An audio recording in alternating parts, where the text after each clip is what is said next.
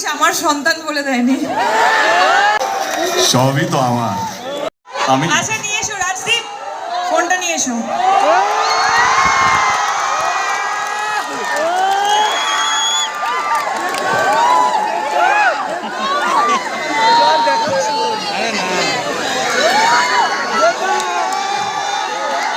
Subhashree phone নিয়ে চলে এসেছে। দেবদা, তোমার ফোন কোথায়?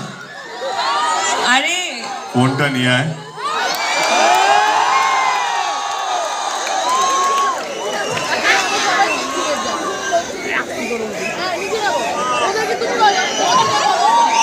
এটা ইতিহাস তৈরি হচ্ছে, জোরে হাততালি হবে সবাই মিলে। তারা তো আইডি ঘুরছি, ওয়েট।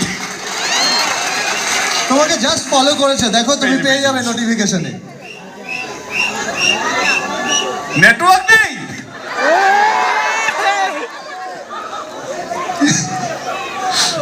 পেজ আগে ইউনিভার্স একটু সময় নিচ্ছে। ফলোইং।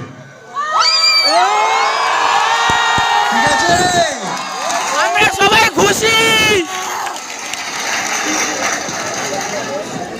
হ্যাঁ সব হবে, দাঁড়া। দেবদা আরেকবার মোবাইলটা একটু দেখিয়ে দেবে?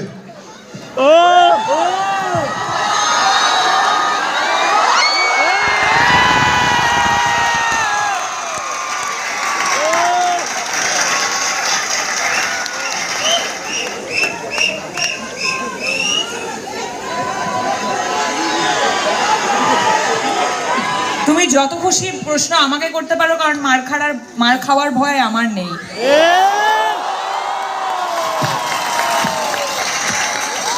রেডি সুপারস্টার বলে কথা।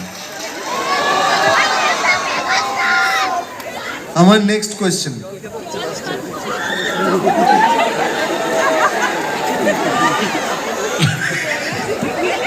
লাস্ট 10 বছরে তোমাদের যত সিনেমা এসেছে একটা ফ্যান ওয়ার চলেছে, প্রচুর ঝগড়া ঝাঁটি সবার মধ্যে, অনেক কিছু চলেছে। আবার অনেকে একসাথে মিস করেছে তোমাদেরকে।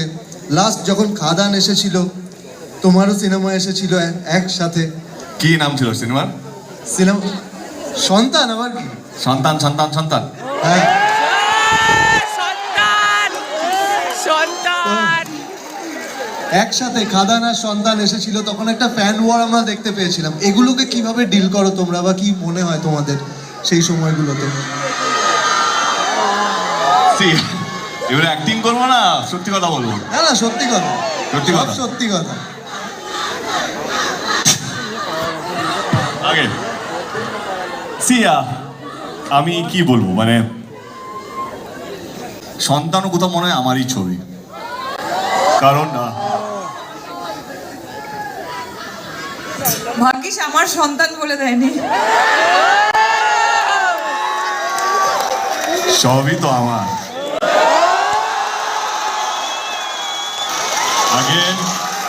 Again, half truth is dangerous.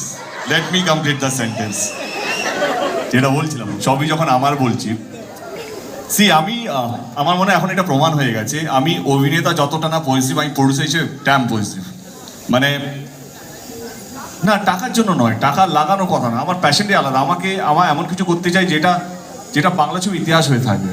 কারণ আমরা অনেক পিছিয়ে যাচ্ছি, মানে মনে হচ্ছে ভয় পেয়ে, মনে হচ্ছে আমরা যে যা করছে সেরকমভাবেই চলতো, সেটা আমার মনের মধ্যে নেই। খাদান আর সন্তান নিয়ে বলি, আমার যখন প্রথম প্রোডাকশন হাউস খুলেছিলাম, আমি যদি ধূমকেতুকে একটু সরিয়ে রাখি, ধূমকেতুতেও আসবো, তো আমি প্রথম ফোনটা রাজ চক্রবর্তীকে বলি, কি আমার মনে হয়েছিল আমার প্রোডাকশন হাউস রাজ চক্রবর্তী ছাড়া চলবে না।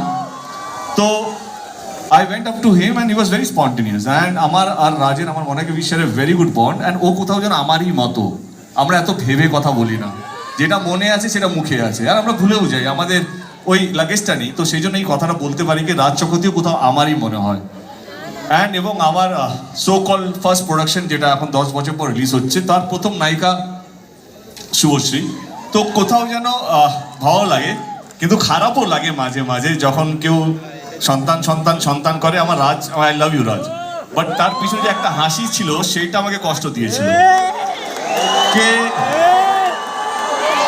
হাসিটা না হলেও চলতো। তো আমি শান্ত, আমরা ট্যুরেই ছিলাম, আমার কাছে এলো, সায়ন্তন বাসের মধ্যে ছিল খাদানে, আমি সায়ন্তনকে জিজ্ঞেস করলাম আমরা কোন গিয়ারে প্রমোশন করছি, তো দাদা আমরা টপ গিয়ারে আছি। না না, মানে গিয়ারটা চেঞ্জ হবে, আরো 10 লেভেল আপ করতে হবে, প্রমাণ দিতে হবে।